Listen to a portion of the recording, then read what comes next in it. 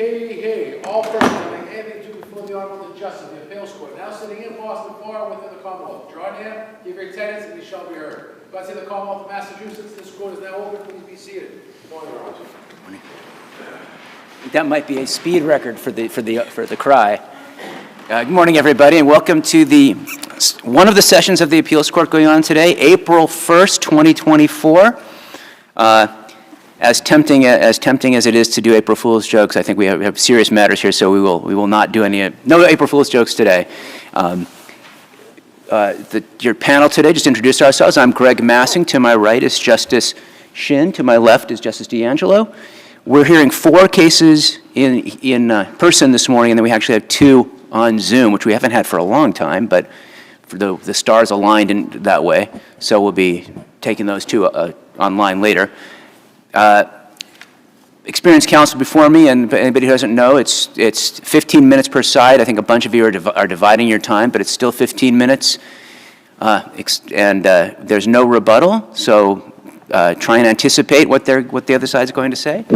And as you know, you have 15 minutes. There's no obligation that you use at all. You're free to, but you don't have to. There's no penalty for finishing early. And if you might notice that we are looking at our screens here while we're listening to your arguments. That's not because we're surfing the web, but actually all of the case materials are on these screens, so we're looking at case materials. And I think that's it. So with that, let me call the first case this morning, which is Commonwealth versus Redmond, 23P311.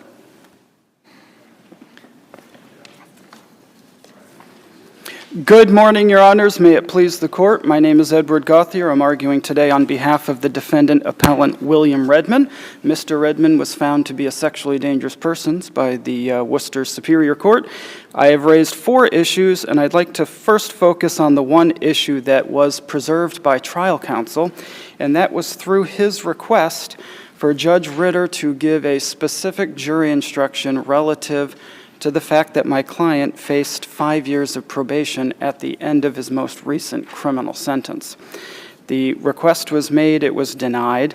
It was a significant request because the defense counsel, in his opening statement, in his closing argument, stressed the probation as a sufficient means to protect the public. And we have to focus on what is the purpose of the sexually dangerous person statute in relation to not only protecting the public, but also ensuring a defendant's due process rights.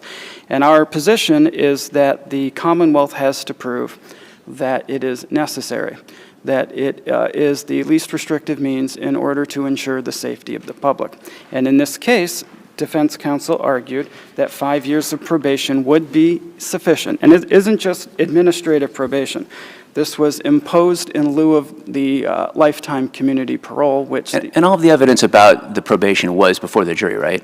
All of the evidence regarding probation was before the jury. However, during their deliberations, it turns out the jury was not satisfied with the quality and quantity of the information they received about probation, because they did come back with 2 questions about probation, which is, 1, how often will Mr. Redmond be required to meet face-to-face with his probation officer, and how often will he be required to be subject to his screen. So it's clear that the jury was focusing on 2 things with their questions, and both of those things come up in the brief. One is the probation conditions, and the other is one of the 4 examiners, one of the 2 independent examiners for Mr. Redmond, diagnosed him with a personality disorder. So why isn't it good enough that the judge instructs on page, transcript 577, it's volume 368, the judge says, you may consider the seriousness, this is in terms of whether he, if not confined in the treatment center, that he will commit additional crimes, and you may consider the potential that successful intervention not involving confinement may keep Mr. Redmond from committing future sexual offenses. That's not a specific reference to probation, but certainly encompasses the evidence. It does speak to the evidence that was before the jury, but defense counsel in this case wanted the judge to specifically draw the jurors to the attention of the probation, because the probation essentially was the entire argument in this case. All four qualified examiners agreed that Mr. Redmond suffers from pedophilic disorder. They had some disagreement over the quality of the sex offender treatment programming, but the truth is, in the last 12 years prior to the trial, he had no issues, and probation was really the only fact that was in disagreement. I mean, So just to clarify, are you saying the judge should have given the instruction that trial counsel requested? Because it's different from what you say the judge should have instructed. I believe that my jury instruction that I am putting before this court was not before the trial judge. I believe that the jury instruction I've crafted for this court is superior to the one that was offered because it really causes the jury to focus its attention on really what But this... the preserved error is Correct. the instruction as requested by trial counsel. The error that was preserved by trial counsel relative to the instruction he requested is the only issue raised in And the brief doesn't that is that preserved. proposed instruction, wasn't the judge right that it creates a fourth element of the crime? So it's not substantially correct? I will concede that the proposed instruction by defense counsel in this case was probably imprecise and imperfect. It should not have gone beyond, there are three elements in a sexually dangerous person's case: commission of a crime, a disorder of some kind, and the likelihood. I will concede that defense counsel's request in this case perhaps went a little bit further than it should outside of those three elements. Okay. So in essence, his argument is preserved, and I will concede that my instruction is not preserved. The other issue that I've raised, issue 4, is also not preserved, is the Judge Ritter did not give an instruction to the jury that it could not find Mr. Redmond sexually dangerous upon finding of a personality disorder. And of the 4 examiners, the 2 qualified examiners did not find a personality disorder, and as a result, that could not form the basis of an SDP finding. However, Dr. Guidry did, and this must have stuck in the jury's mind. It was mentioned by the Commonwealth in its closing argument, and the jury came back during deliberations and they asked about it. They asked to see the DSM-5 for antisocial personality disorder, and we, of course, are always left to guess what the jury was searching for. We weren't in the room, but we do know that the personality disorder was on the mind of the jurors. They asked to see the DSM-5. Our unpreserved argument in this case is that Judge Ritter should have responded simply by saying, he was correct in saying you can't have the DSM-5 because that's not in evidence, but he should have simply instructed the jury, you're clearly thinking about the evidence that you heard about the personality disorder.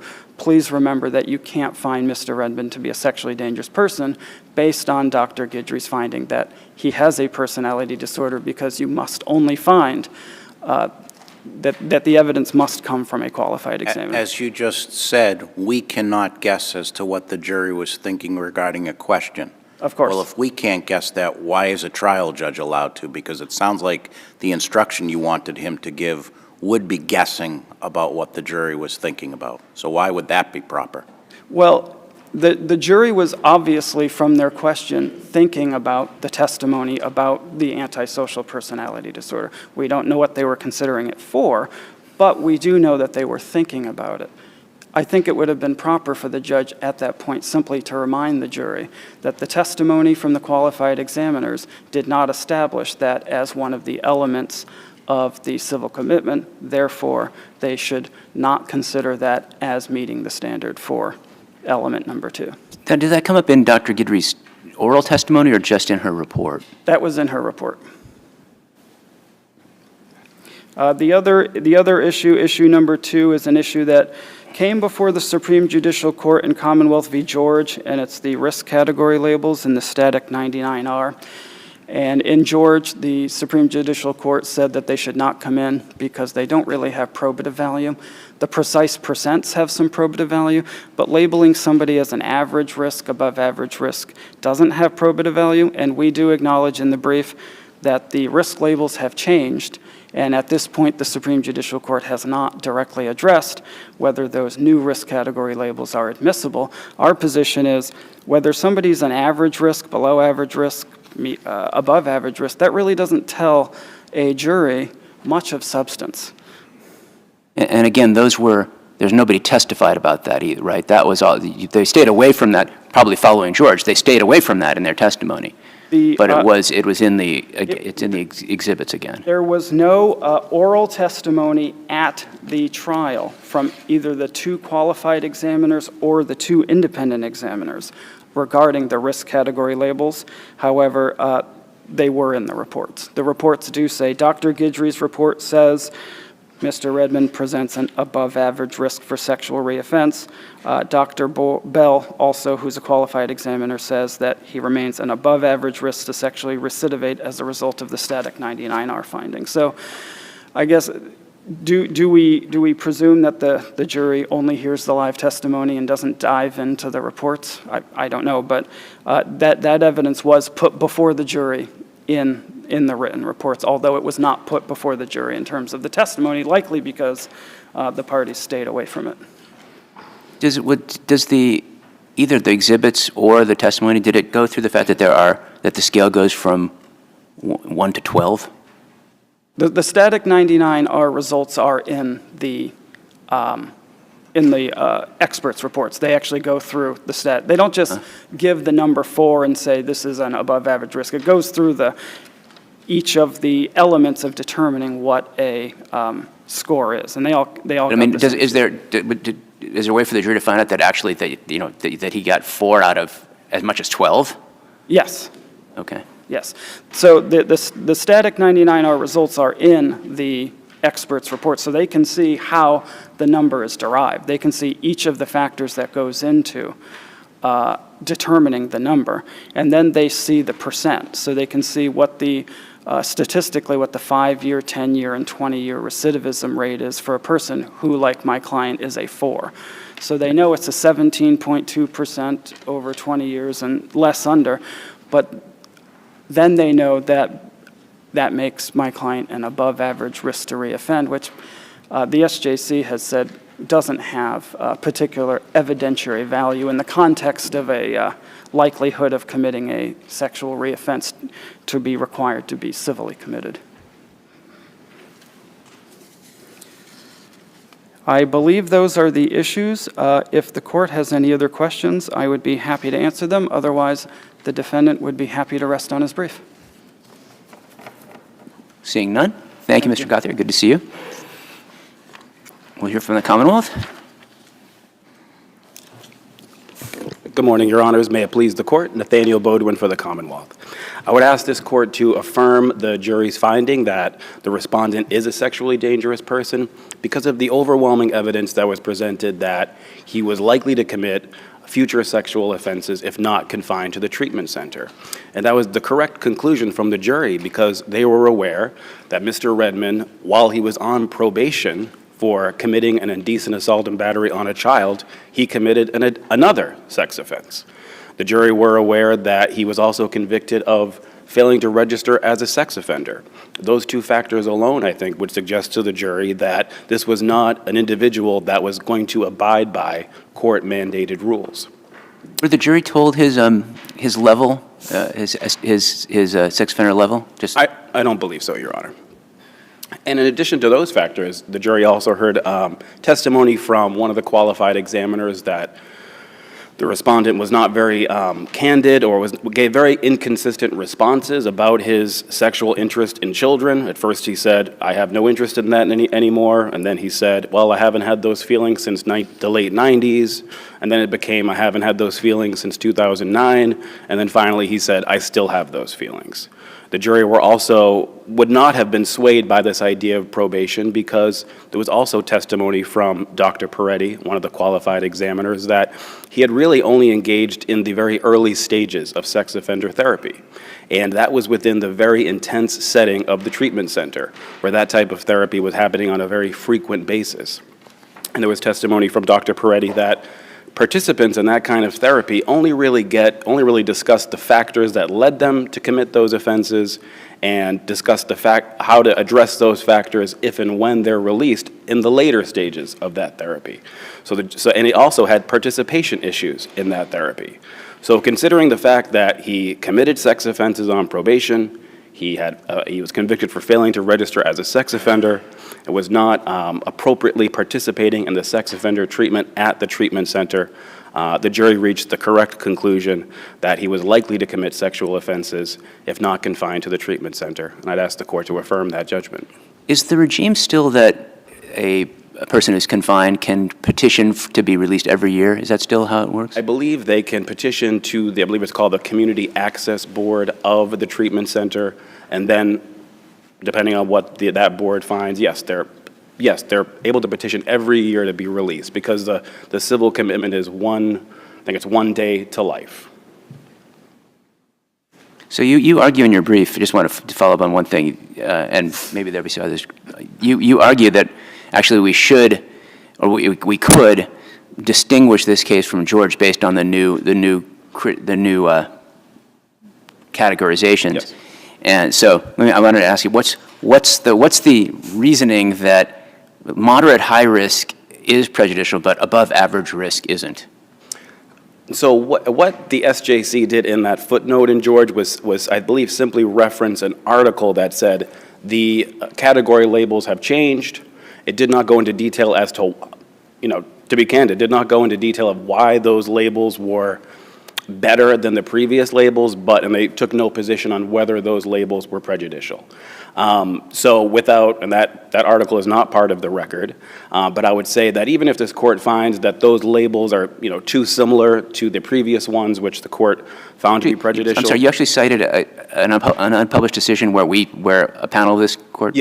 Yes, and I know, but that's, I can only cite that for persuasive value. Right. But this court did say in Cordero that because these new labels are different, it was not error.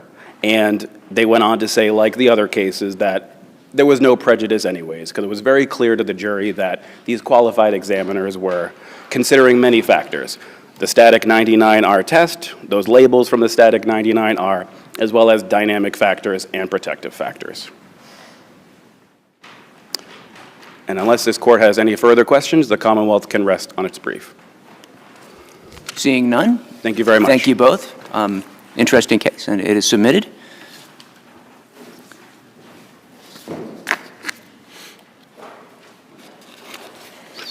The next case we're going to hear is going to be the Guthrie matter.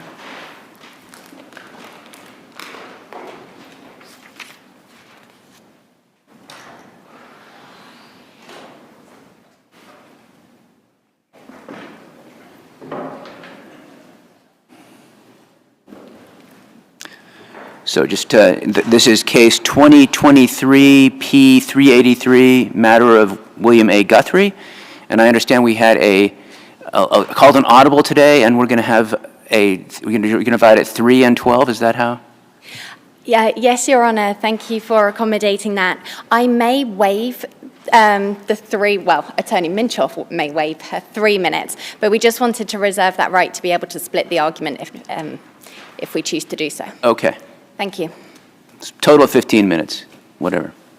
Thank you, Judge. Good morning, Your Honor, if I may please the court. Emma Funnell on behalf of the appellant, George Sayan. Your Honours, this matter involved a number of proceedings, a will contest and an action pursued and filed by a trustee for a declaration that George Sayan, among others, violated a no contest clause. These proceedings were consolidated for the purpose of trial, and the issues on appeal relate to the dismissals of George Sayan with respect to the will contest as well as the trust matter. Your Honours will be aware that the trial court dismissed Mr. Sayan's notice of appeal in the will matter on the basis that the petitioner's motion to alter or amend or to otherwise award fees and costs against the objectors nullified the timely filed notice of appeal by Mr. Sayan, which was signed by himself in a pro se basis. Your Honour, the first argument submitted to this court is that there was a clear legal error and an abuse of the judge's discretion. Counsel, do we even get to that? Because It's my understanding on this that there was a bond order in place and that your side has never paid the bond, and there was never an appeal of that bond order. So why are we hearing anything about this case if the bond hasn't been paid? So, Judge, if I may, pursuant to, so the trial court dismissed this pursuant to Mass Rule of Appellant Procedure Rule 10C. That rule does not provide for dismissal of an appeal for failure to pay a bond. It sets out explicitly that the judge has discretion to dismiss an appeal for failure to follow Rule 9D as well as Rule 10A. Here there is no violation of Rule 9D because that explicitly does not apply to electronically recorded proceedings, which is the case here. And electronically, well, as this court is aware, the electronically recorded proceedings are governed by Rule 8B1. And by its own terms, Rule 10C does not authorize a dismissal of an appeal for violation of Rule 8B1. I think what Justice D'Angelo is asking, though, is we can affirm on a ground different from what the trial judge, dismissed on, and why shouldn't we dismiss this for failure to pay the bond? So, Your Honours, you shouldn't dismiss this because you have a pro se litigant here who, and it's set forth in the orders of the trial court, that the dockets in this case were unclear and confusing. Now, what you had is a pro se litigant who timely files a notice of appeal, and I'd submit was not nullified by any motion for fees because it wasn't a Rule 59E, and thereafter doesn't receive notice of a decision on that. And so at that point in time, he goes and seeks advice from the Bar Association, from the court clerks, and says, whoa, I've got all here motions to dismiss my appeal. And so he doesn't take that step to incur additional costs in either a bond or the transcripts at that point. And Your Honour, I do think it's also important here, when we're looking at a pro se litigant following appellate court procedure, one, he's not familiar with the law. Two, he sees here motions to dismiss appeals, and he doesn't therefore take further action upon resolution of his motion, of the motion to dismiss the appeal. And I don't think that this court should take the step to penalise a pro se litigant who has taken the steps to file a notice of appeal, to pay the deposits for his transcripts, to go and get advice from bar associations and court clerks, to say, well, you haven't done everything that needed to be done, and therefore the appeal is stricken. In any event, Your Honour, that wasn't an argument that this trial court based its order to dismiss the appeal upon. Can you clarify what was going on with the transcript ordering? I'm not quite sure where that was and what was going on. So yes, Your Honour. So Mr. Sayan files his notice of appeal, he orders his transcripts, and he pays the deposit for the transcripts. And I think that's very important in this case. He doesn't just fail to take any action. He pursues it, quite substantially here. How much is the deposit? Almost 5,000, I think, Your Honour. But the transcript was completed and he didn't pay, right? I believe, Your Honour, how it worked is that you have to pay the deposit that they request for them even to commence work on it. He did that when he was requested to do so and in a timely manner. They then undertake the work, and in order for it then to be released, as I understand it, you then pay the balance of that transcript amount. Prior to that time, though, he received notice, eventually, of a motion to dismiss the appeal. But the amount is owed regardless. The transcript was completed. I'm not sure, Your Honour, that the transcript itself is completed because I believe that they requested an additional amount in order to complete the transcripts. But there was some work done that Correct. he owed Absolutely, yes. that he still hasn't paid. Correct, Your Honour, because at that time what he had is a motion to dismiss the appeal. I understand that, but why is that a reason to not pay for work that was done? I don't believe he owed an amount at that time, Your Honour. I don't think there was an outstanding amount at the time of the motion to dismiss the appeal. There was not I thought that was the basis for dismissing. The procedural dismissal was that he didn't pay the balance that was owed at the time. I don't believe that is accurate, Your Honor. As I understood, the basis for it was that there was an amount that would be due to complete the transcript amount, but it wasn't payable at that time of the motion to dismiss the appeal.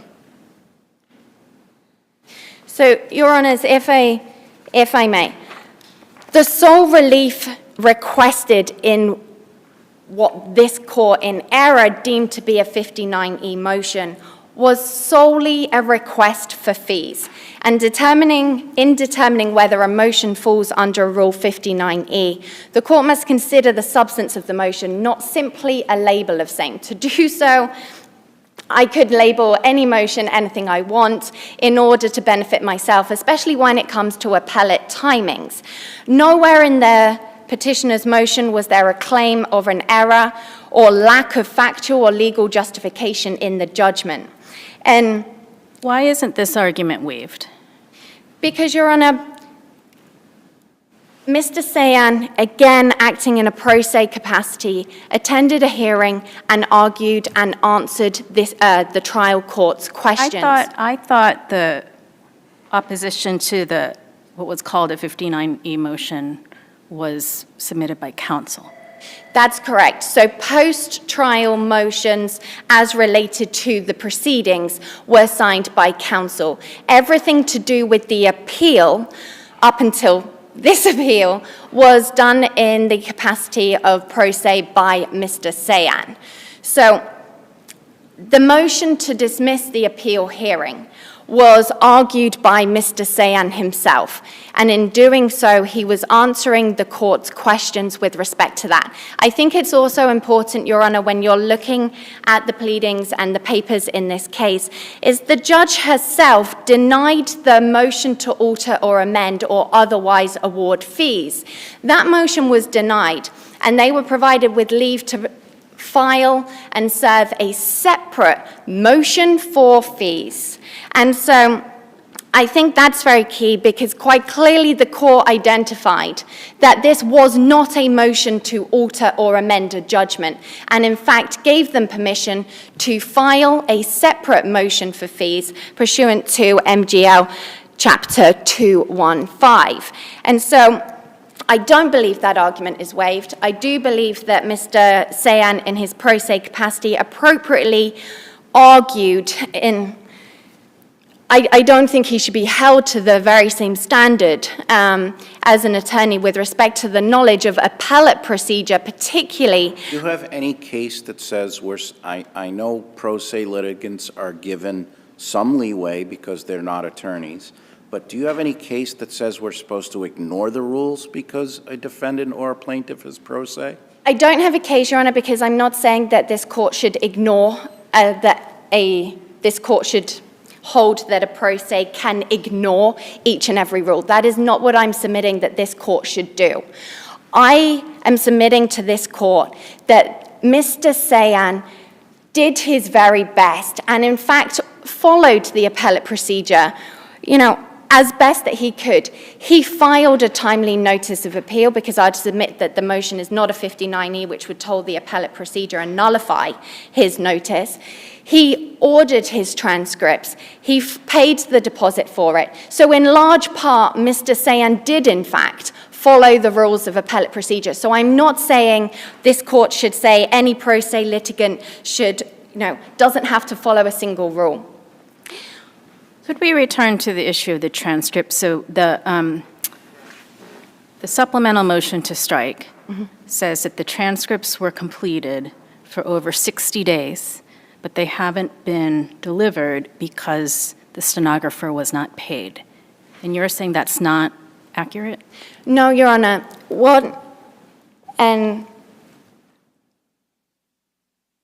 At that time, I believe Mr. Sayan had gone and sought advice from the Bar Association and from the court clerk regarding the next steps. And at that time, he did not pay any balance, with respect to the appeal because he didn't want to make that expenditure on the basis as to whether or not the pending motion to dismiss the appeal needed But I to be dealt with return to my first. initial question, that amount was still owed regardless, right? Oh, I'm sorry, Your The Honor. amount was still owed regardless, so he didn't pay it. If he had paid it, the judge would not, maybe not have dismissed it based on the failure to prosecute. Your Honor, I don't believe that was the main basis as to why this court dismissed the appeal, dismissed the notice of appeal, was on the basis that the petitioner's motion was in fact a motion to amend, which fell within 59E and was untimely. There are two bases, right? Correct. And one was that he did not pay for the transcript. Actually, the reference in the judge's order is, he's failed to file the transcript or a certification that it has been ordered. Okay. So that's what he didn't file the transcript, which he couldn't have done because he hasn't paid for it, isn't ready yet. But he could have filed a certificate that he has ordered the transcript. If I may, I'm already at my 3 minutes, so Attorney Minchoff will address these very questions. Okay. Thank you. Hello, India Minchoff, also on behalf of George Sayan, and let me try to talk very quickly if I can, because I know that I have just a couple of minutes. So there's the rule that on the appellate court or for the trial court that 14 days after you file the notice of appeal, you have to certify that you've ordered the transcript of the proceedings. The original motion to dismiss the appeal was on that basis, filed by my brother counsel, that there had been no certification that the appellate transcripts or the transcript for an appeal had been ordered. The transcripts had in fact been ordered, but the certification had not been filed, and that was the argument. With respect to the opposition to the motion, I believe, to dismiss the appeal, at some point, a copy of the transcript order, because Mr. Sayan pro se did not actually file the certification, but a copy of the transcript order was provided to the probate and family court. He also paid, and to direct your answer to your question directly, he paid the deposit. Thereafter, the procedure is before it is completed, you have to pay additional money. So essentially, they're not going to work for free. So you have to pay them before they proceed to complete, once they have an estimate of how much more it's going to be to complete. So when Judge Massing read what the judge wrote, that was correct. He hadn't certified that the transcript had been ordered, correct? Correct. He did not certify. So he didn't follow the rule. On that rule, he did not, correct, Your Honor. He did not certify, but I would submit to the court showing a copy that he had actually paid within 14 days, as opposed to the certification, which is just a letter saying, I hereby certify that I've done so. Kind of really you're putting form over substance at that point. This is someone who actually did what he was supposed to do. The administrative part of it, of letting the court know that he had done it within those 14 days via a letter, And wasn't done. when did he tell the court that he had actually ordered? You said he showed a piece of paper. When did he do that? It was a copy of the receipt, and that was actually provided by the attorney, Michael Friedman. And to answer your question, it was within a couple months, Judge, of when he was required to do so. And it was a receipt because he had put the money into an IOTA account. The attorney then paid the stenographer. I'm not following you. Prior to the judge writing that order, where he said did not certify it, had a copy been given to the court prior to the judge's order? Yes, of the Where- receipt. And where in the record is that the judge had that? Your Honor, I'd have to search. I'm happy to put it in a letter to the court following this hearing as to the page of the transcript, but I can tell you, having been part of those proceedings, that a copy of the paid receipt was in fact provided. It was appended to the court, and the court was aware of the fact that Mr. Sayan had made that deposit. So the error here was simply not writing to the court saying we've ordered the transcript, but that had been done. The second part of it, just to answer very quickly, was there wasn't a balance due. It would have become due for the work to be completed. In the meantime, there was a pendency of a motion to appeal. The decision was made before I incurred the additional costs of having the stenographers complete the work. Let's see how it shakes out on the motion to appeal that's pending before the Probate and Family Court with respect to the notice of appeal. Okay. Anything further, judges? No, I try thank to you. speak quick. Thank you. Thank you both. So on the other side, we have an official split of time, right? It's, is this Attorney Orloff? Yes, Your Honor. You've got 10 minutes. You're representing the estate or the bank? The estate. Okay.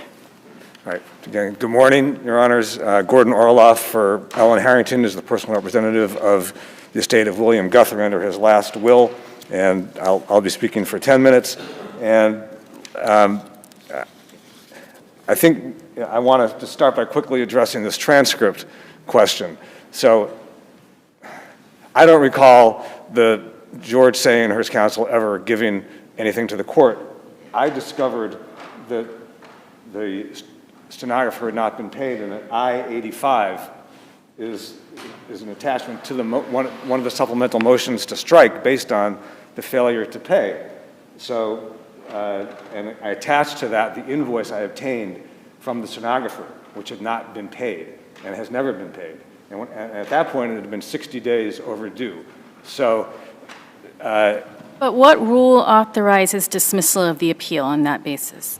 Rule 9D1 talks, in the Sure case that we cite in our brief here and that we cited below, talks about the various obligations that an appellant has to pursue the appeal expeditiously. But Rule 9D doesn't apply to electronically recorded proceedings under 8B1, which was not the case in Scheuer, however you pronounce it.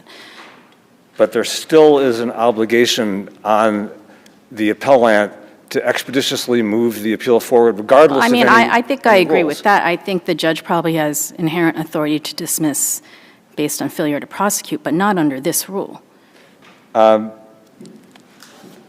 The way that Sure, and I'm having trouble finding it right now, the way that Sure phrased it, I think, was helpful, where it says the appellant has the obligation to take actions which are necessary to move the appeal along, and which the appellant is capable of performing irrespective of an express mandate or But request. in that case, Rule 9D, it wasn't 9D at the time, whatever it was called then, it was squarely applicable in Scheuer, Okay. right? Yes, Okay. but, here, I just want to point out that George was reminded a few times of his obligations to get the transcript. There was a supplemental motion to strike, which was filed in July, which would be, there was a hearing which George attended in October. That was July of 2020. In October of 2020, George and his counsel at a hearing where this transcript issue comes up, and then we filed the ultimate motion, supplemental motion to dismiss, which attached this invoice, where again he's reminded of his obligation to pay, and it shows an amount due, and he doesn't pay it. And I think, So he's dinged for failing to file a certification that it's been ordered. and also to provide the transcript. And Either or, right? I mean, right, right. And he can't provide the transcript, and I mean, it's not a totally dumb thing to say that, well, why you're going to dismiss the appeal, why should I pay for it now? Well, I think it's more than inexcusable neglect. I think it's willful neglect. We've told him now 3 different times that we're trying to dismiss the case, we're moving to dismiss the case because he hasn't, first we thought ordered the transcript, and now he hasn't actually finished the process of getting the transcript to the court so it can move forward. And he says, I don't want to pay it right now. But your opponent says it's not so much that it was an amount owed, it was an amount owed for work already done, it was an amount to move forward. Is that not accurate? I don't know, Your Honors. Okay. All I know is I got this invoice, and it's, oh, okay. My co-counsel here is pointing out that there were pages, it says pages transcribed. So, What record, where are you on the record? 87. Okay. It says invoice total, amount paid for the deposit.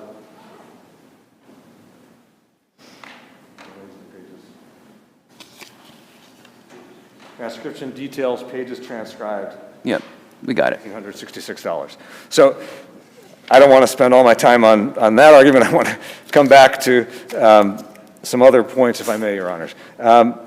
First, as you noted, some arguments have been made for the first time on appeal, and as you well know, those types of arguments are waived. And I just want to point out that if those new arguments had been made below, in particular on the Rule 59 motion by counsel who filed the opposition, and in the unlikely event that those new arguments had prevailed, then we'd be standing here today arguing the underlying appeal of whether or not the judge was correct to allow the will or hold the trust And valid. in fact, counsel had argued that it was a Rule 59 motion, but it was untimely. That's correct.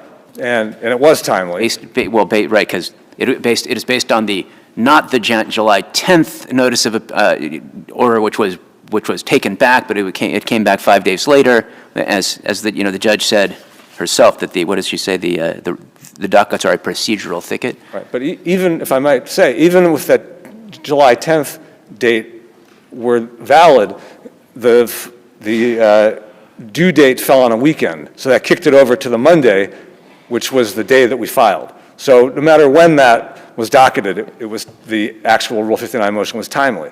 And as Your Honor suggests, the opposition by counsel below said that you need this Rule 59 motion because under the Lucas case that they cite in footnote 1, you need to get your fee application filed before a final decree. And that Lucas case carries forward I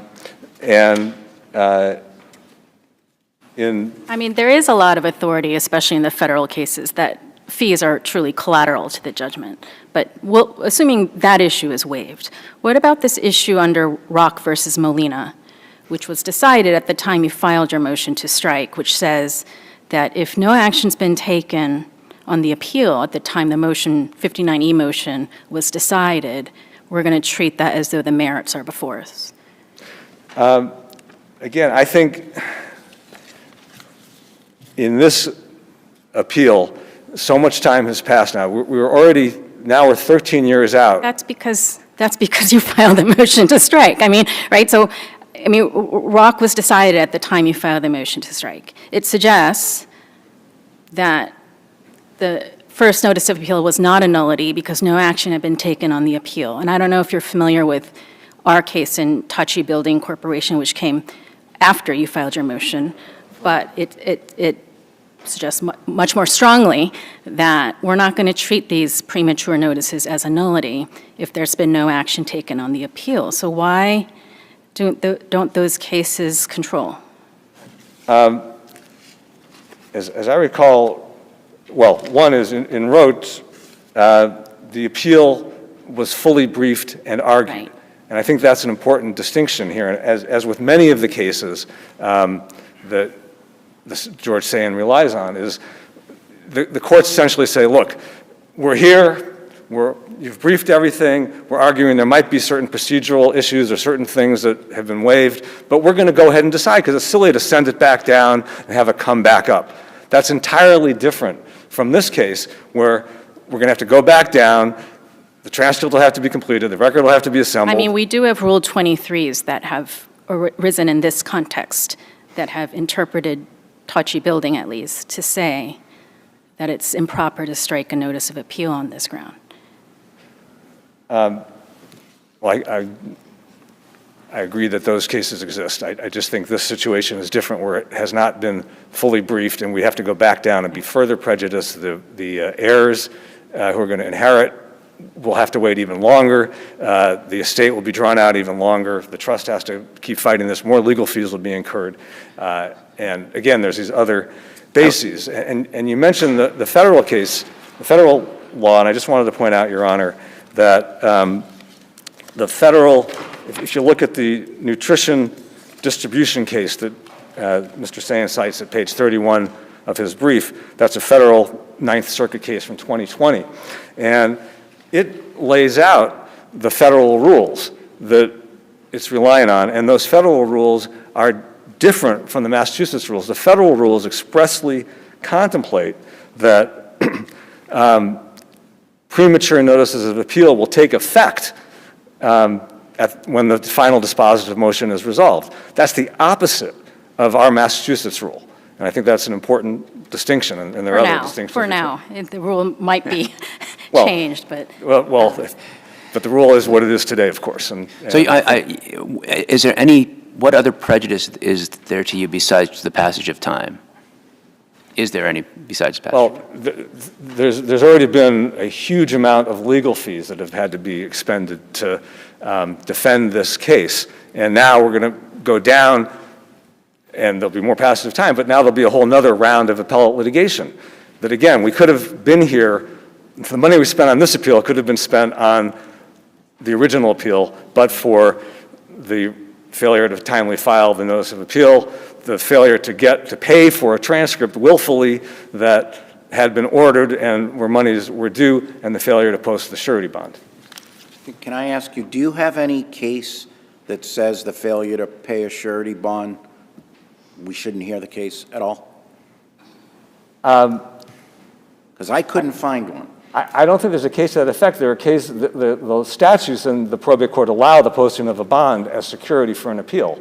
And it seems to follow that if the bond isn't posted, what's the point? If that had been the basis for the dismissal, what would be our standard of review of that? Would that be abuse of discretion?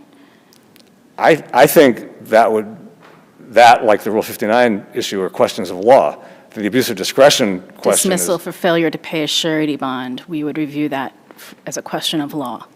I think that the correct position is that if a surety bond is required and it's not posted as a matter of law, the appeal should be dismissed. Otherwise, what's the point of it? Thank you, Your Honor.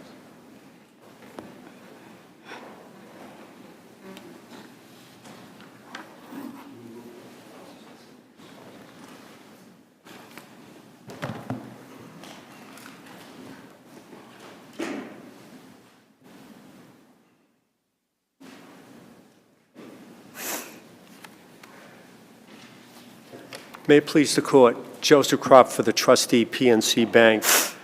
I heard the question about the bond, and I'm going to start with that, even though it's been discussed. The failure to post a court-ordered bond is simply fatal to this appeal. George did not seek to reduce it, didn't seek reconsideration, and he didn't file under 215 Section 23 an appeal to the single justice. That is the specific relief on the bond. He didn't file any other appeal either, but it's 215-23 says an appeal of this nature goes to a single justice of the SJC. The probate court had authority under that statute and under the general equity power to require the bond. And there were multiple grounds here justifying the issuance of the bond. First, early in the case, Judge Stalin awarded $143,000 in fees. That was before the summary judgment by this court reversing, before the summary judgment went up and was reversed on capacity but upheld on undue influence. And Judge Stalin said that's based on the tactics of the objectors, specifically causing excessive fees. In this appeals court's decision on summary judgment, they referenced the objectors' conduct and the facts. And they said, we don't understand, I'm paraphrasing, George has nothing to gain challenging the 2009 will when he was left out of the 96 will, and quote, it is highly unlikely to prevail on that challenge. So let's assume the bond order was valid. It's curious to me that the judge's order on the motion to strike the appeal is pretty thorough, and it addresses alternative grounds, but does not address the bond. So what do we do with that? I think, Your Honor, the answer is this court has the authority to uphold what the judge did, whether she's right or wrong, or on any ground that was in the record below. And would we not review for abuse of discretion had she dismissed on that basis? I don't think so, Your Honor, because I think under the statute, they would have had to appeal on that. And they haven't appealed on it, and they didn't go to the single justice, which is the only way really to do the appeal. But in this case, we're in a different circumstance. They didn't appeal. They haven't raised it in any appeal. They haven't raised it in their brief. That argument is waived, I would suggest, Your Honor. The other factors I wanted to mention as to why the judge... Yes, I'm going to go back to that. So if we look at the, and I'm not saying we would do this, but if we looked at the underlying bond issue order and said this was just wrong, we shouldn't address that? Because it's just, because they didn't pay it, it's over and done with, we just say dismissed? It's not just because they didn't pay it, it's because they didn't appeal it. And they had avenues to appeal it. They could have done it to the single justice, which is what the statute provides, and I know I'm repeating myself, or they could have sought to appeal it here and say, we also have the right... Doesn't this appeal bring up the propriety of the bond order? That's not raised in their appeal, and it's not raised on the Because the notice judge didn't address it. I mean, so the judge didn't address it, so I don't know why they would have raised this in their brief, but I thought you can suffer the dismissal of your appeal for failure to pay a bond and then appeal from that and challenge the propriety of the bond. I think if they had appealed it... Well, they appealed the dismissal of the appeal, so I thought they could challenge the propriety of the bond order, except the judge didn't dismiss it on that basis. Well, I think this court absolutely has the right. We can rely on any reason the judge raised, or even if she didn't raise it, as long as it's in the record and we raised it below. And it's now not even in their brief. It's not even an issue they're raising in their brief. So this court certainly has a lot of power to review things, but when they're not before it, and when they didn't appeal, and when the case can be upheld for any reason that was filed below, which was, we claimed that it should be dismissed in part because of the bond. So where we raise that argument, I think it's fair game for us to take the position that... Which of your filings has the most information about the bond? If I could, in the record? It's got to be apparent on the record, so. I would think, Your Honor, without reviewing the record, it would be the further supplemental joint motion to strike or dismiss the appeal, which was filed January of 2021 on the docket February 2, 21. Just to finish the grounds that I think were appropriate for Judge Moriarty to consider, she found... You're over time, so it's counting up now. So if you could just really summarize it really quickly. Sure. She found that there was nothing to contradict capacity, that they didn't put anything in on that, that on the other hand, we had 3 attorney witnesses, the expert, the attending William Guthrie's MD. She found the fees would be $650, a likelihood of prevailing on an allowance of further fees under 215.45, so that there was ample justification for her issuing the bond order. If there are no further questions, I realize my time has passed. Okay. The case is submitted. You've got the record site? If I might, pardon me, my co-counsel pointed out to me that the bond is also discussed in the December 23, 2019 amended joint motion to strike appeal at I-63 in the record. Okay, thank you. Thank you. Thank you. Thank you both. Case is submitted. The third case we're going to hear this morning is going to be the Chiodo versus Lynch, or Chodo.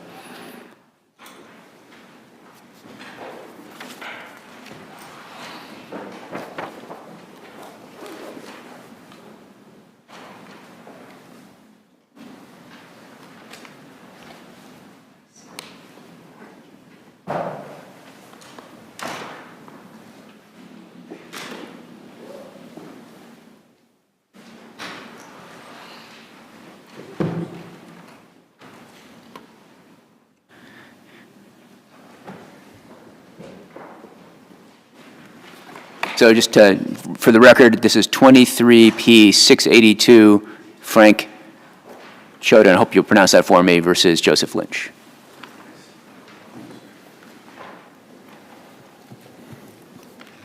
Good morning. May it please the court. I am Attorney Edmund Hurley, representing Frank Chiodo, who is the plaintiff and appellant.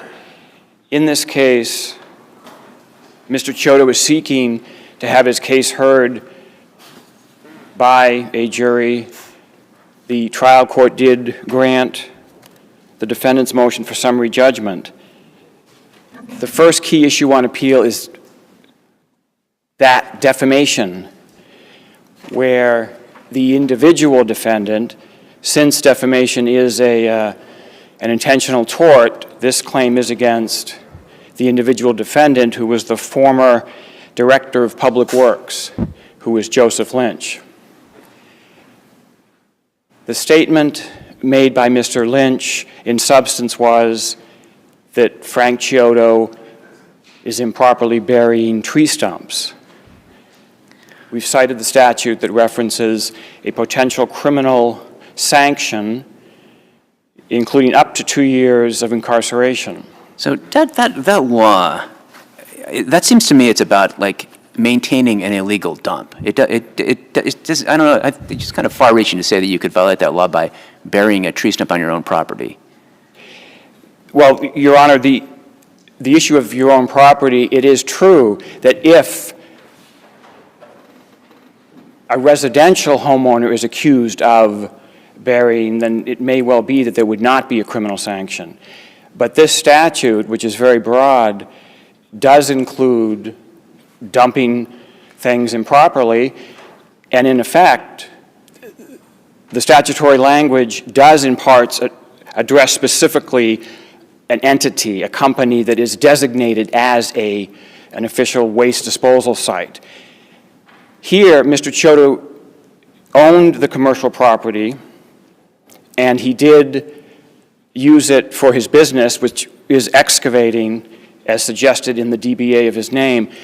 It is true that he did not have a waste or dump facility or recycling facility, but the language in the statute is such that it does apply to improperly disposing of waste products in a commercial setting. A key issue when it comes to defamation is whether or not the statement made by the defendant is opinion versus fact, because essentially opinion is protected, and if it's a false allegation of fact that could expose the person to ill will in the community, that might be defamation. Here, however, whether or not Mr. Chiodo in fact buried tree stumps was and is capable of empirical verification, as demonstrated in this case. How could he do that? How is he supposed to verify whether your client was burying tree stumps on his property? How was he, I assume, Your Honor, you're referring to... Mr. Lynch is supposed to verify whether there are tree stumps buried on his property. The absolute verification would require entering the property. Right. So There was an allegation made that he might be burying tree stumps and that they might want to look into it. How is an allegation a false statement of fact? in this case, though, it was more than a mere allegation. It was a complaint. The word complaint suggests that the person, A, did it and it was something wrong. Well, okay, so you say that he, Mr. Lynch, published the statement to Lowe and to Brookings, right? Yes, Your Honor. I didn't see a deposition transcript of Brookings. So did you depose him? I did not, Your Honor. Okay, so the deposition testimony of Lowe says pretty clearly that Lynch was expressing his opinion that there might be some tree stump burial going on that property and that they might want to look into it. So that seems to me to be an opinion, an allegation, a complaint, I mean, what have you. It's not a statement of fact. The written, in the record, is a written statement from the town of Bolton where on the agenda it references a complaint Right. of tree stump burial. And so the word complaint itself is suggesting that it was done, and it's effectively an accusation. Whereas in this case, it could be interpreted perhaps as an opinion or as an issue of fact, then normally the case law suggests that it's left to the fact finder to decide. And here, we know Mr. Chiodo does business as an excavator. He was invited to the town of Bolton's hearing, which is actually recorded, and he defended himself. So it was published to certainly more than one person. We know, in terms of the issue of immunity, there wasn't absolute immunity. The qualified immunity, it is true that if Mr. Lynch had been acting in the scope of his official job duties, then he might have enjoyed that limited immunity. However, as the Director of Public Works at the time, he did things like dealing with snow plowing. He didn't deal with things like waste or tree stump burial. And here, we know that the factual allegations and looking at his motive included the interaction he had with Mr. Chiodo's employees in snow plowing. There also was a false allegation of noise, and there was an allegation that Mr. Joseph Lynch had suggested that if trees fell on the street that came from Mr. Chiodo's property during a storm, that the town wouldn't fix them. Could you just help me clarify the time, the chronology of these things? I think of the many things that are in the summary judgment record, like the first thing is the argument at the town meeting about the gas lines, right? Yes, Your Honor. And then that's followed by the argument with the snowplow drivers. When does the tree stump allegation come in? Your Honor, I'm afraid I don't have that date right in front of me. Is it after the snowplow incident? Yes, Your Honor. Okay. It was about a year after, right? Yes, Your Honor. So I just want to make sure I'm understanding the basis of your MCRA claim, your Civil Rights Act claim. Are you saying that the violation was retaliation for the exercise of free speech, or are you saying there's interference with ongoing free speech? Your Honor, the facts in this case suggest that it was retaliation. Is that the basis of the claim, or are you alleging ongoing interference with free speech? Well, I believe it's both, but the stronger argument is retaliation. What's the ongoing interference? We haven't presented any specific facts. It was just that Mr. Chiodo didn't feel comfortable speaking out. All right, so if on the assuming retaliation is cognizable under the MCRA, what's the proof of causation? So the incident you're saying was the basis for retaliation occurred in fall of 2017, and you're saying a year and a half later he made this allegation about the burying of tree stumps in retaliation. How do you get there? How is there causation? Well, the causation would be for the fact finder to decide, but because of the various different, basically harassment of Mr. Chiodo, who previously had had his business, which involved equipment and large trucks. He had it at his Bolton residence. For the first time ever, the town of Bolton alleged excessive noise. He'd been there for 2 decades and never had that. So it does require the fact finder to look at each of the facts, whereas one incident alone, then it's a reasonable inference that the town is, and specifically with regard to defamation, that Mr. Lynch was making an accusation out of malice. Who made the noise complaint? There was a card left on Mr. Chiodo's then residence in Bolton asking that he be called. That person's name I don't have in front of me, but apparently a neighbor had complained about noise. Oh, so it wasn't Mr. Lynch who complained about the noise? No, it wasn't. So how does that get attributed to Mr. Lynch somehow? That, we don't have it being attributed to Mr. Lynch. Well, I'm trying to find out where in the record, as far as one of the elements of defamation, that it was an injury to the person's reputation in the community. Where is there anything to support that? Mr. Chiodo's business was excavating. He has to be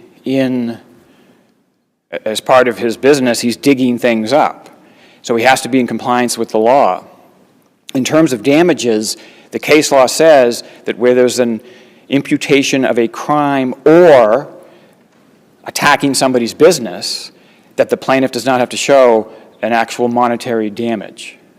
And in this case, there's both an attack on Mr. Chiodo's employment and an allegation of a criminal offense. The cases that deal with a stronger immunity for a public official's conduct, where they have found it, tend to be a higher level official, such as maybe a governor or a mayor, or even somebody who's a member of a cabinet of, say, the governor. Here, Mr. Lynch did not enjoy that heightened protection. As far as the civil rights issue, we know that it does require threats, intimidation, or coercion. One of the statements that Mr. Joseph Lynch is alleged to have made during the snowplow incident to Mr. Chiodo's 2 employees were words to the effect of, "You will not work here again," which does pose a threat.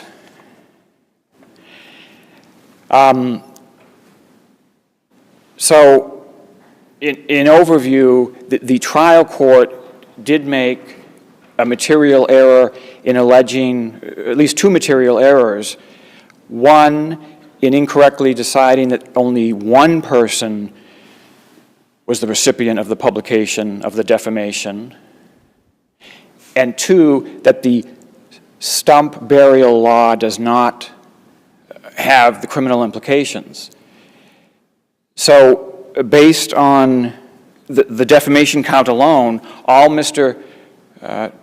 Chiodo is seeking is to be heard on the merits of his claim. I think that covers the major issues. Unless there are any questions, I will rest. Seeing none? Thank you. We'll hear from Mr. Lynch. Well, from Mr. Lynch's counsel. Attorney Quinn, correct? Yes, Your Honor. Good morning. May it please the court. Wendy Quinn on behalf of appellees, Town of Bolton, and Joseph Lynch. In this case, we really have a small town dispute that does not rise to the level of an actionable case versus the Town of Bolton and this former DPW director, Joseph Lynch. The Superior Court properly granted summary judgment in the defendant's favor on all accounts.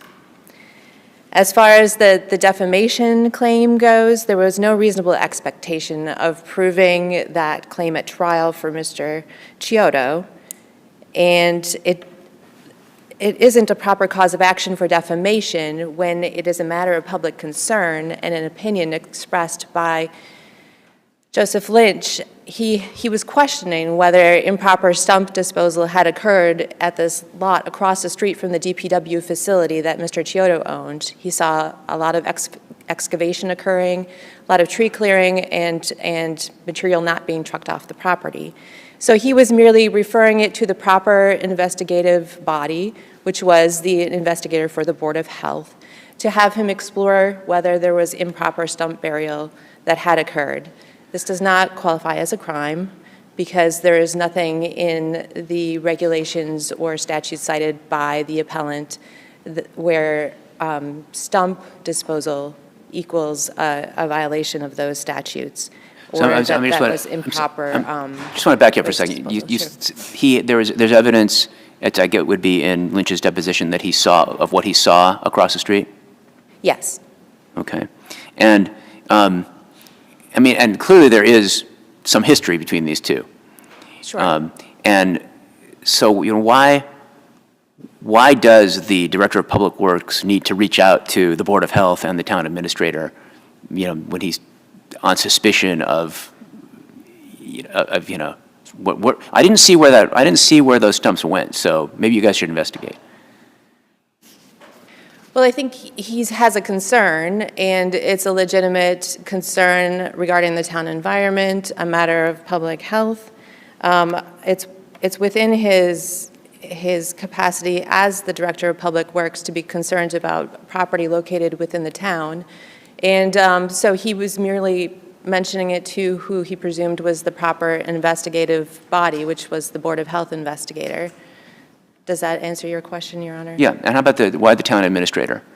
I think the town administrator became aware of it because it went before the Board of Health. It's a small town. I think he was just I think he first reported to the health inspector, the Board of Health inspector, and the town administrator got word of it. It did go, I think, before the Board of Health. Which was that? Who's Brookings and who's Lowe? I mean, is it Brookings is BOH? Yes, and Mr. Lowe would be the town administrator. Okay, and so it was Mr. Lowe's deposition that Justice Shin was reading? Yes, Your Honor, where he specifically said it was Mr. Lynch's opinion that perhaps that improper stump disposal had occurred. So it was an opinion, not a statement of fact or false in any regard. And it certainly wasn't made with reckless disregard of its falsity. He was merely questioning whether the improper stump disposal had occurred. So, For Mr. Lynch, purposes of immunity, would you agree that this wasn't within the scope of his public duties? I think it was, though, certainly a matter of public concern, which has been... I agree with that, but a citizen could have made the same complaint. I mean, it's not within his public duties, right? Yes, Your Honor, I would say that it falls within the scope of a public duty, though, and as a public official, no matter whether it was within his scope as a DPW director. If it falls within a matter of public concern, I think it's any matter of social, political, or other concern to the community and actions taken for the general welfare of the community. So a government official has immunity to say anything touching on a public concern, and then they're immune? I think in this respect, Your Honor, as long as it's not made, certainly with reckless disregard for falsity of any sort of statement, if it's within the scope, I think the... Can you follow that thought? The scope, basically what you just said, his scope is for everything. If it's the public concern, I think is what you said. So what isn't in his public scope?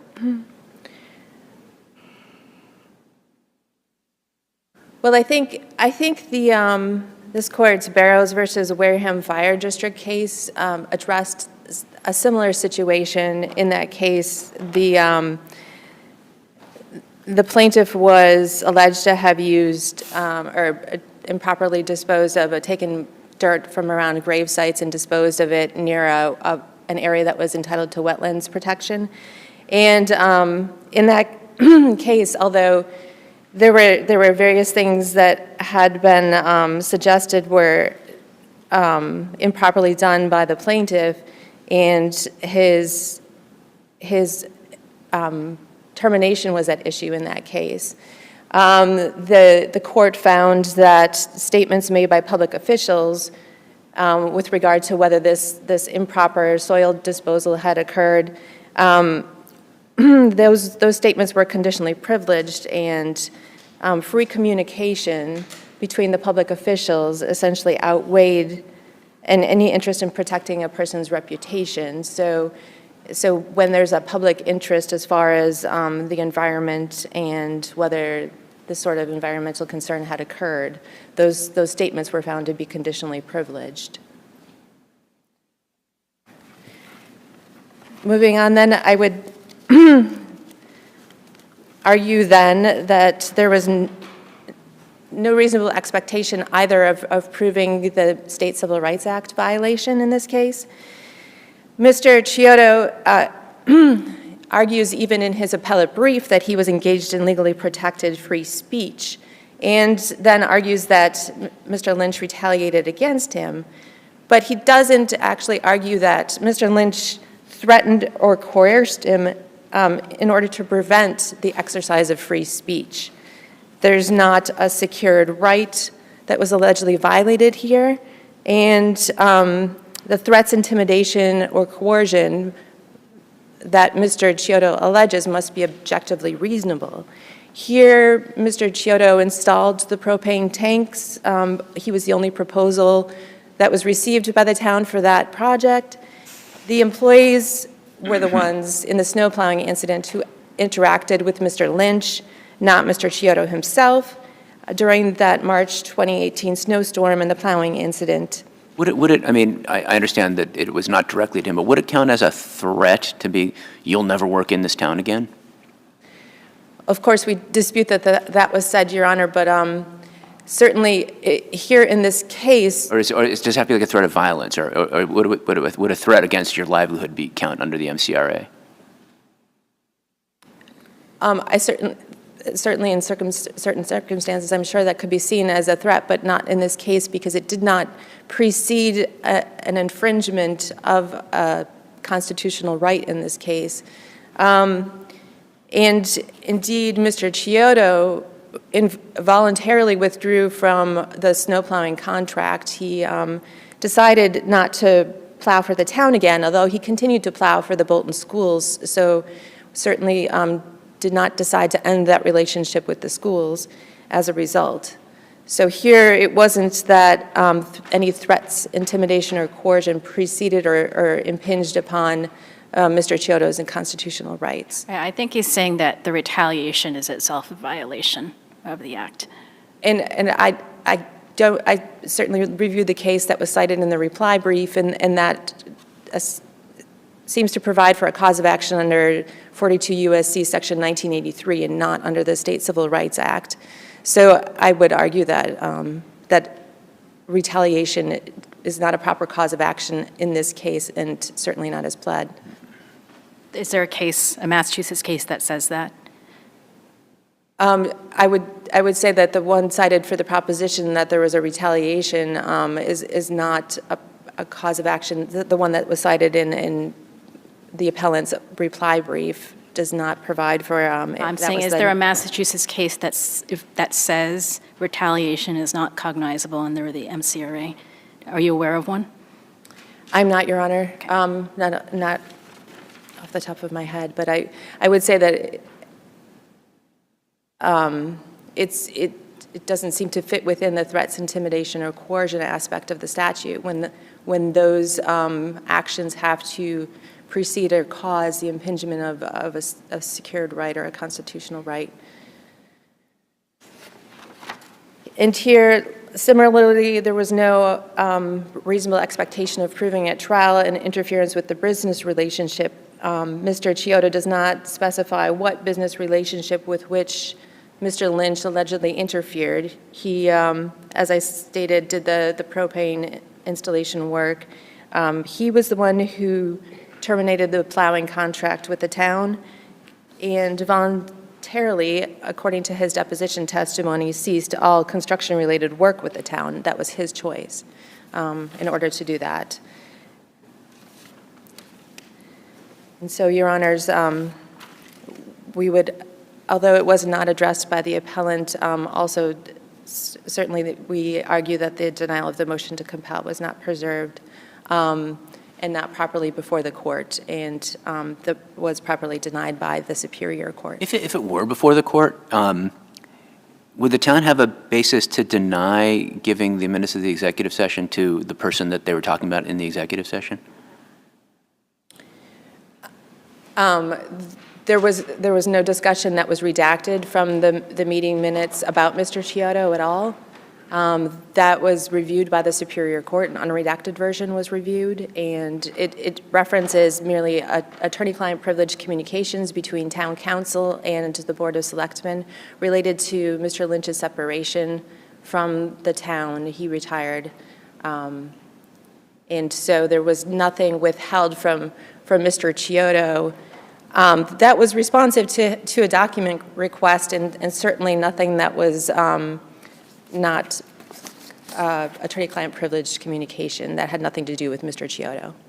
The judge reviewed the unredacted minutes. I took your brief to be saying that was offered as a solution, but the plaintiff did not take you up on that.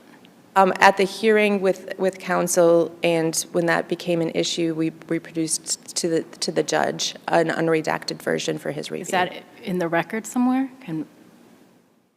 No, I don't believe it was, Your Honor, because there was not a decision on that motion to compel. That was essentially a notation in the margin of that motion denying the motion. There's no transcript that shows that the unredacted version was provided to the judge for review. I don't believe, no, we didn't have that compiled, Your Honor. If there are no other questions, then I would ask the court to affirm the Superior Court decision in all respects, and thank you very much for your time. Okay, thank you. Thank you both. Case is submitted. We have one more in the courtroom today, which is the Browder case.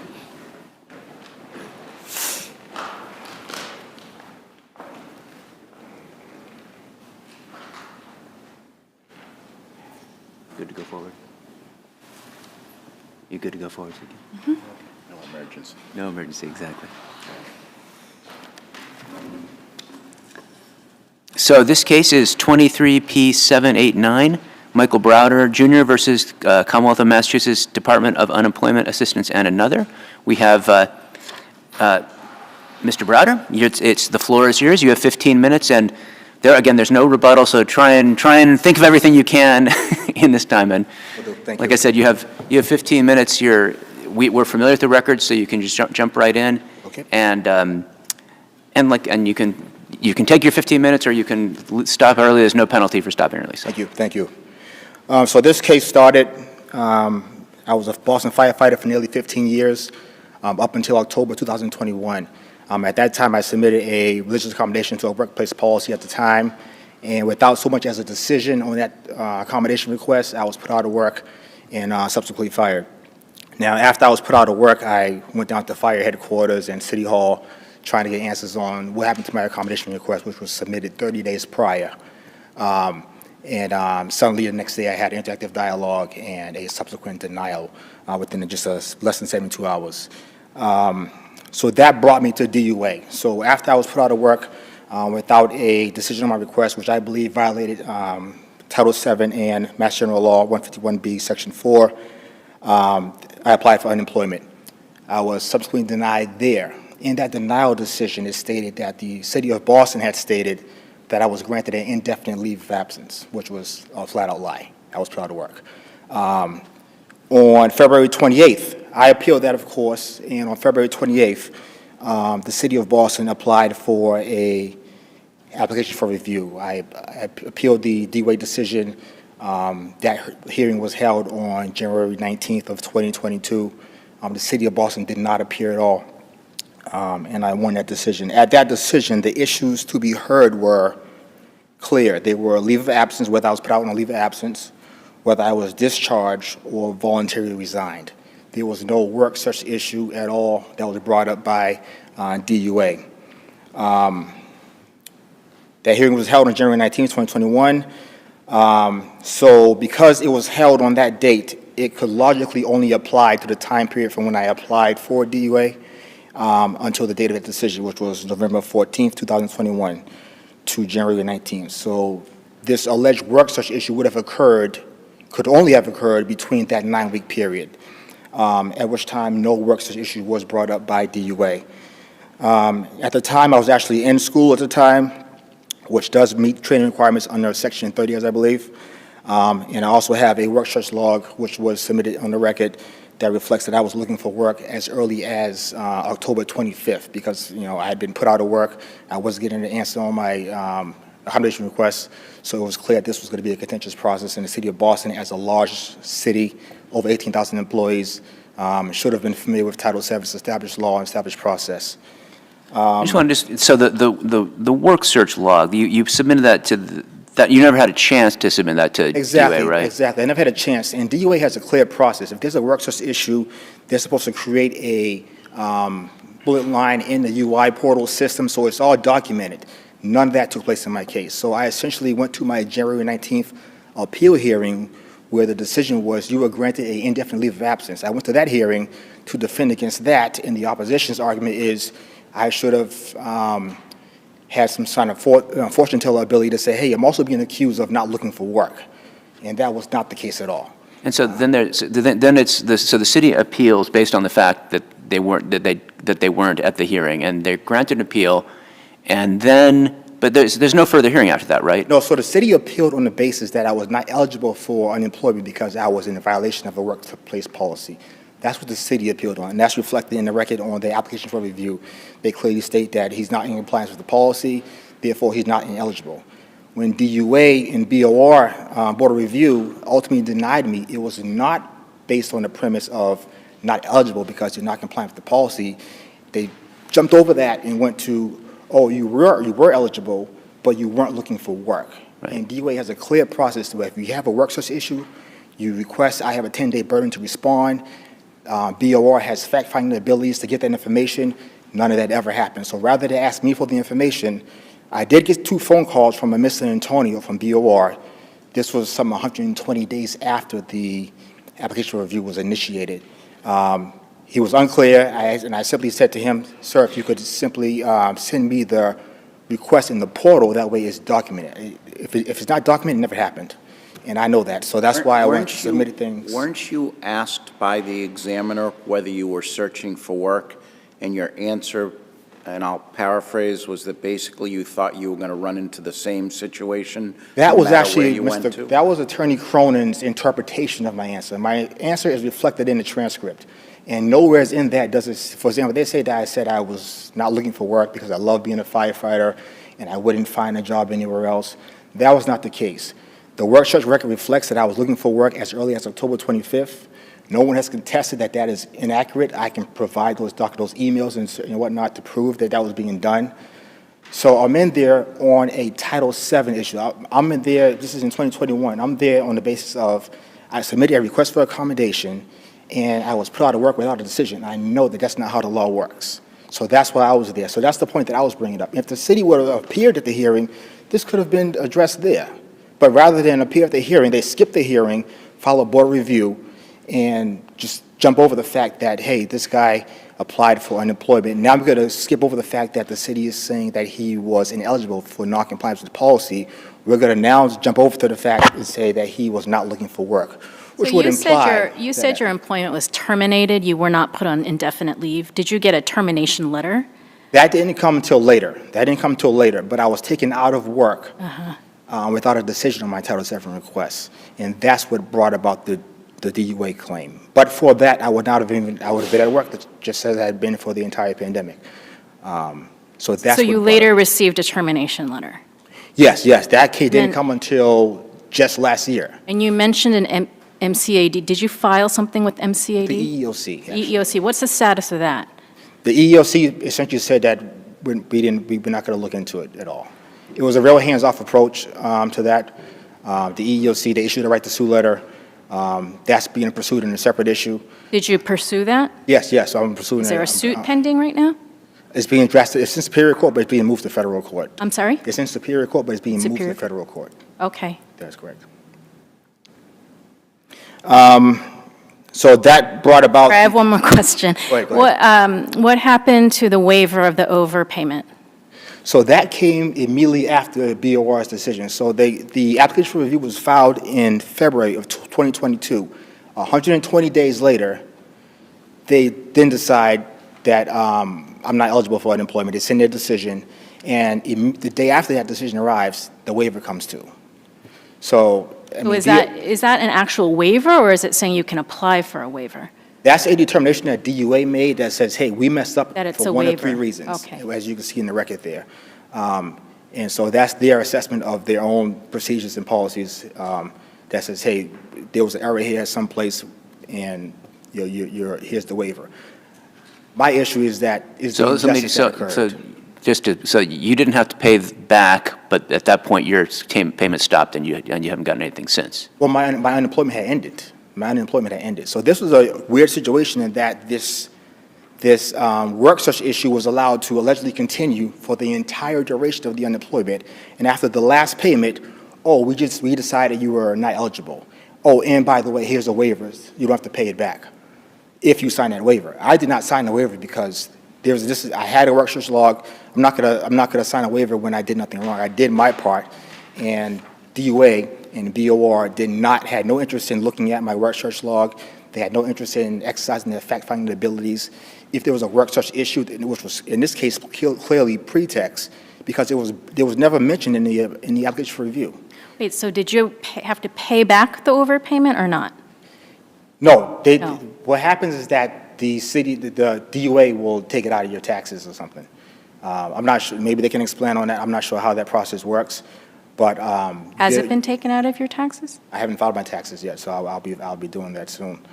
And you said your unemployment ended, are you saying because of this case or because you found my unemployment went for the statute period. So the unemployment goes, I forget how long it is, I think it's 21 weeks or so.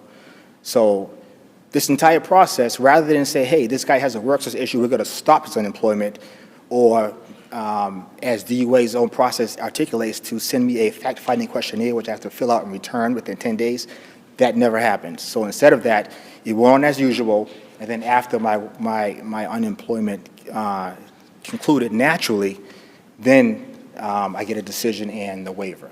And it's essentially saying, hey, sign this, and we'll pretend nothing never happened. But the injustice here, what happened, is the issue here. So that's why I never signed that document. And that's why I filed this case to proceed here, because but for my Title VII rights being violated, I would never have to apply for unemployment. And if there was a work search issue, DUA did not follow its own process to investigate that, to determine, hey, is this guy looking for work? Give me your work search log. Show me the proof that you're looking for work. That's what the process articulates in their own. I guess that's where I'm missing you. There was a hearing, and an examiner asked you questions about whether you were seeking work. Yes. And the transcript pages, or at least the submitted by the other side, you gave an answer where it seems like you say, I'm not looking for any work because every other fire department is going to treat me the same way. I'm looking for work, which is why I knew what the issues were. And again, everybody always says it seems like you're saying, or they paraphrase or give their interpretation. The transcript is the transcript. If you read the transcript, I never said in the transcript that I was not looking for work. And if you want to say that you're not looking for work, then say, hey, you claim that Did you ever say, I went to the following locations, here are the places I did look for work? No, because I was never asked to provide that documentation. This was not, as I said before, DUA has a clear process for adjudicating a work search issue, and that never happened. Now, if I was there, I didn't go into that hearing. The hearing there was to address, am I on a leave of absence, was I discharged, or voluntarily resigned? Those were the issues on January 19, 2022. Now, if we had gone in there and said, hey, oh, by the way, we're also accusing you of having not looked for work for the 9 weeks prior to, from when you applied for DUA until today. If that were the case, then we can address that there. But that never happened. So this work search issue is a manufactured, pretextual accusation that got brought up after the city filed an application for review on February 28th of 2022. And the temporal proximity of this work search issue just appearing after the city files the application for review, it's just a complete manufactured charge. Now, if DUA had that issue, it should have been in the portal as a work search issue. I should have been sent a fact-finding questionnaire, which I would have had to fill out on the penalties of perjury, send it in and respond, and we could have gone from there. But this is just a made-up issue, and that is what the core issue is here. Can I ask you what relief you're looking for from us? Because and correct me if I'm misunderstanding here, but it sounds like you ended up getting all the payments you're entitled to for the period of unemployment, and they said it was they made a mistake. You shouldn't have. They waived the repayment, so you end up getting that money, and you're not entitled anymore. So what are, I mean, am I misunderstanding? What are you looking for from us? What I'm looking for is for the court to overturn the decision of the trial court, which paints a picture of me having not upholding my part of the bargain to receive unemployment benefits. So if the record reflects if it's as it stands, the record would show that, hey, this guy was a firefighter for nearly 15 years. He got put out of work because he didn't comply with a policy. He applied for DUA. He got paid, but he shouldn't have. And then he signed a waiver that said that he doesn't have to pay it back. That's what it would reflect if I had done that. What I want is for the court to overturn the decision of the trial court to show that DUA did not follow its own process to adjudicate a alleged work search claim. That's what I want the court to overturn. But ordinarily, then what would happen is that we would send the case back to the agency, to DUA, for some further proceeding. But what further proceeding could happen here? If the court sees fit to send it back to DUA, then that's fine. Otherwise, the court What can further simply- proceeding could happen if, as I understand it, you've received all of the benefits you were entitled to and they've waived the overpayment? I can't pretend to know what DUA would do. I would assume that maybe they would have another board review, remand it back, have them relook at it, and then have them say, hey, do you have a problem with this work search log? Are you going to challenge it? Are you going to accuse us of being inaccurate or something? Outside of that, it's a pretty cut and dry case. If someone applies for unemployment and follows the procedures, you're entitled to it, and that's that. The only thing you have in this world is your name, and if someone puts it on a record that makes the record reflect that you did not do your part. I worked my entire life, from the sheriff's department to the fire department, throughout this entire process, and this was the first time in my life I've ever been fired from a job, So this is a major point for me, and that's what I want the record to reflect. That yes, he was eligible, he got what he deserved, and we move on from there. I'm not going to leave a record that's sitting there saying that, oh, Mr. Browder was not eligible for DUA benefits, and he just dropped the issue. That's all I have. If there's any other questions, happy to answer. No, you did a nice job. Thank you.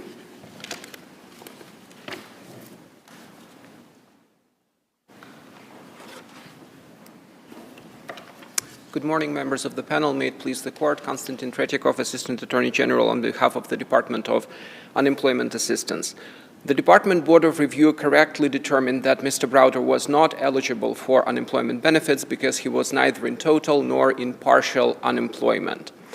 This issue was squarely raised at the hearing before the review examiner on January 19th, 2022. Specifically, if the court looks at page 69 of the record appendix, the review examiner specifically says the issue before me today is whether, pursuant to Mass General Laws, Chapter 151A, Sections 29A, 29B, and 1, whether the claimant is in total or partial unemployment.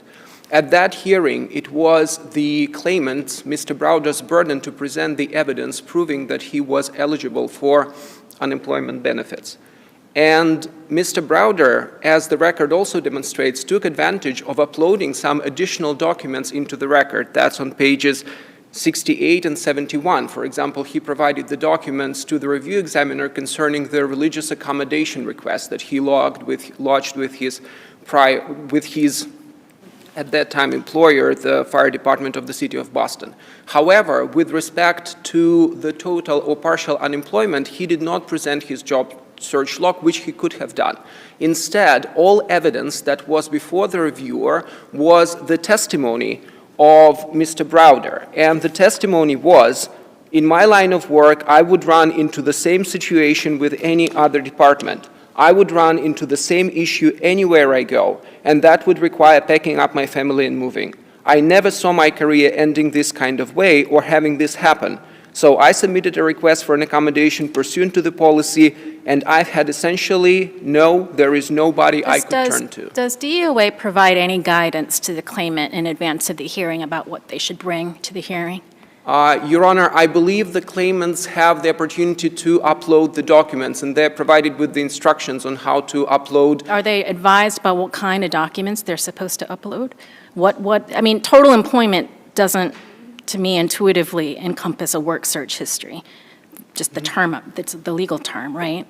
So are they advised about what they're supposed to upload or bring to the hearing? No, Your Honor, but I correct myself. I do not have information about whether or not they're specifically advised what the term total or partial unemployment means and what they're required to provide in that respect. But again, this issue, the review examiner specifically asked Mr. Browder about that. And at that time, he asked, are you actively seeking work?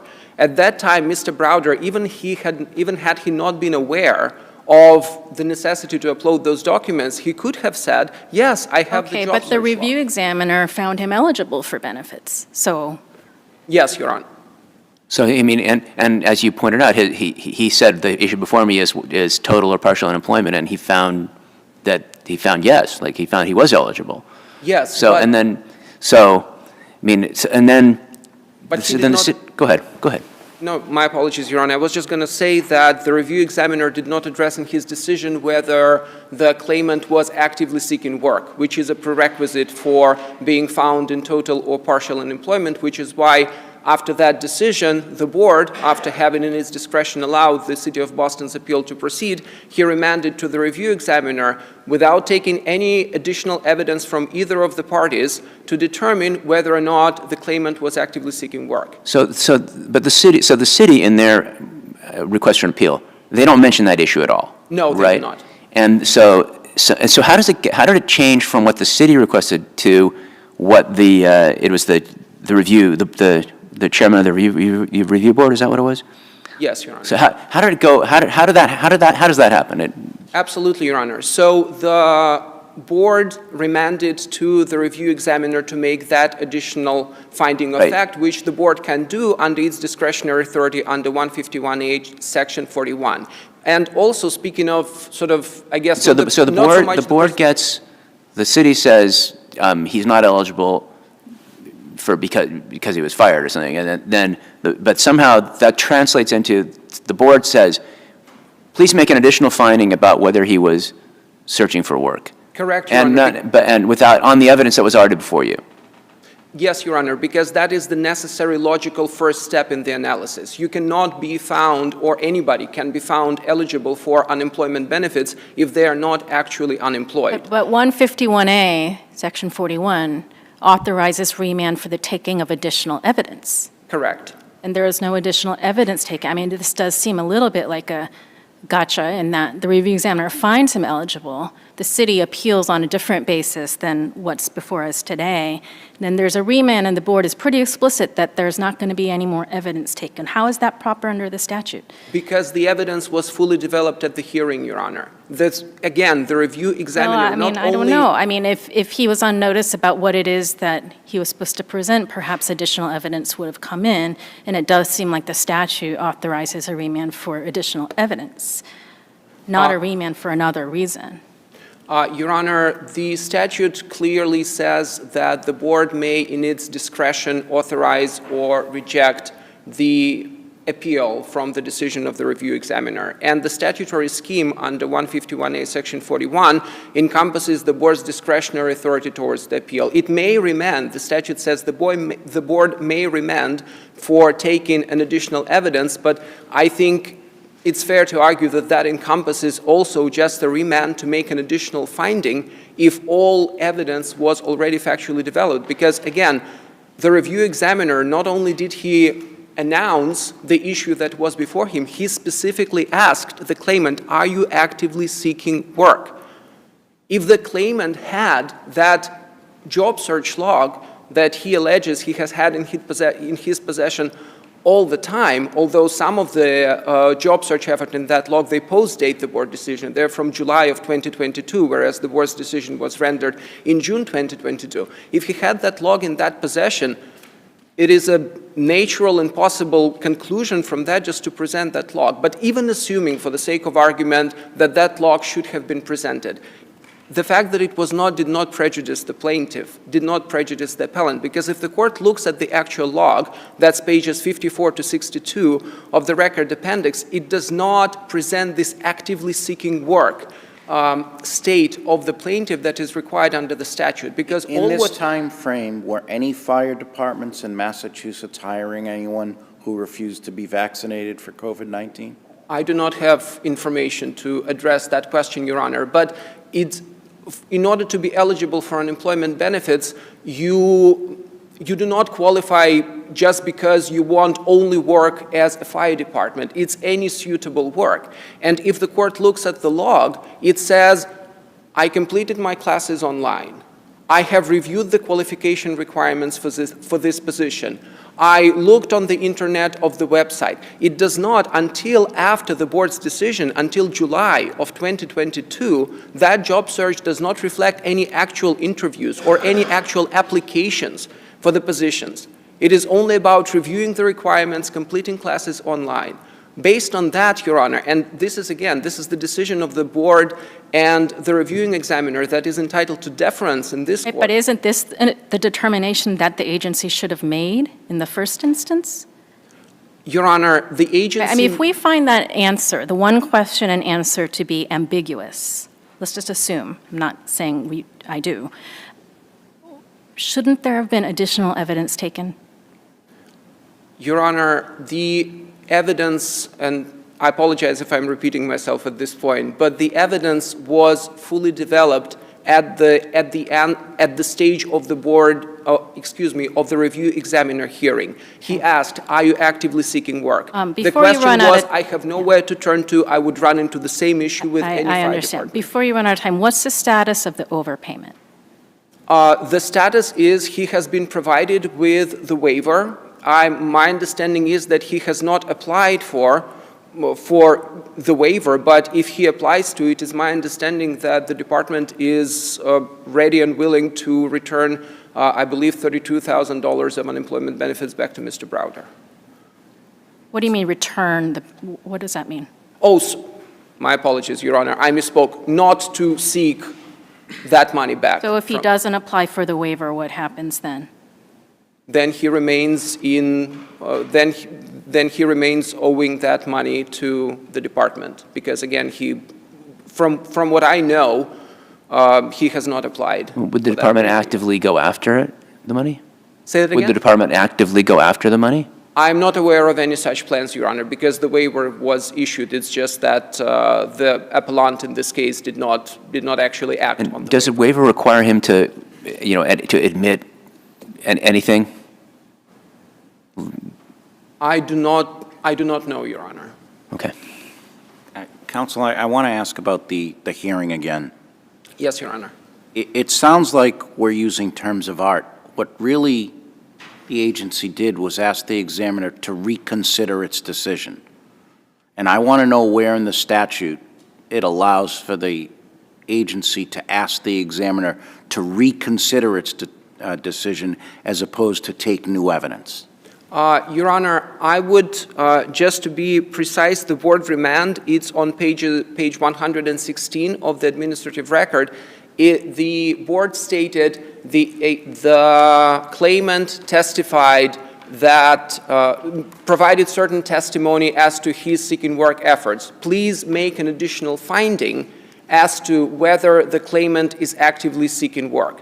And in response to that, the review examiner made a finding that the claimant only wants to be a firefighter, and he believes that he will not be accepted anywhere because of his COVID-19 vaccine status. So the answer to my question is there's nothing in the statute that specifically allows the agency to reconsider its decision, because the examiner had made a decision, and the agency asked you to go back to the examiner and add findings. Correct. So there is no term anywhere in the statute that says the agency can ask to reconsider. It says remand for further evidence, correct?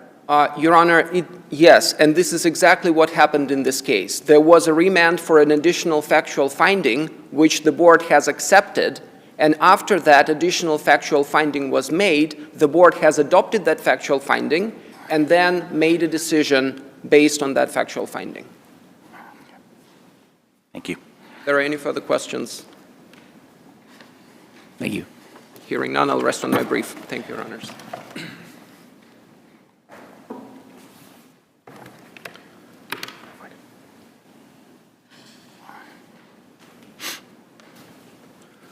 Good morning, and may it please the court. My name is Randall Moss. I'm an assistant corporation counsel from the City of Boston, representing the defendant, appellee, City of Boston. 5 minutes of oral argument. I would echo the arguments made by my brother counsel regarding the decision of the board.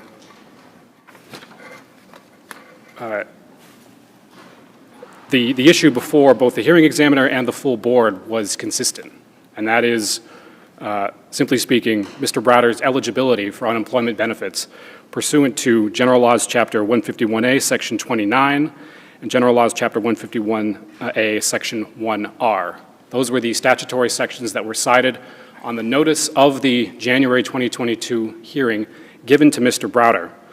And those, Section 29 of General Laws Chapter 151A states that the question is whether the claimant is in total or partial unemployment. But even the city didn't pick up on this issue in its appeal request. Your Honor's correct that the city in its appeal request, it didn't identify a specific issue that it was Well, it did identify specific issues, just not this one. So I don't know how total employment would put someone on notice that they're supposed to come in with a job search history. Yes, well, it goes, Your Honor, to the definitions of total unemployment. I understand in that. Section I'm just 29. saying, if the city, represented by counsel, did not pick up on this issue, you know, you understand what I'm getting at, right? I mean, there's no notice to the claimants beforehand about what it is that they're supposed to come in with. It's fair to say that the clients were expecting a certain set of arguments to be argued at the January 19th hearing, but that does not mean that the search for work, being actively searching for work, is not a constitutive, fundamental element of total unemployment as it's defined by the statute, both in Section 29 and in Section 1R. The Conley case that was cited in the city's brief, it stands for the proposition that the issue is always about searching for work. That cannot be taken away from the decision in front of the hearing examiner. It's a fundamental element of applying for unemployment benefits. Did the city terminate his employment? Terminate? His employment? Not in 2021 or 2022, Your Honor. And with the proviso that this is outside of the record, I can say that in 2023, the city reversed its policies with respect to vaccination. It said it was no longer going to require vaccination as a condition of employees working at the city of Boston.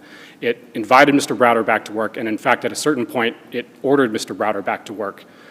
He did not appear at work. The city eventually sent Mr. Browder a letter saying that if you do not appear at work, we're going to consider you being AWOL, and we will terminate you within a certain period of time. That period of time elapsed, and Mr. Browder was terminated. This was in 2023. Did they ever provide an explanation of the denial of the exemption? Absolutely, Your Honor.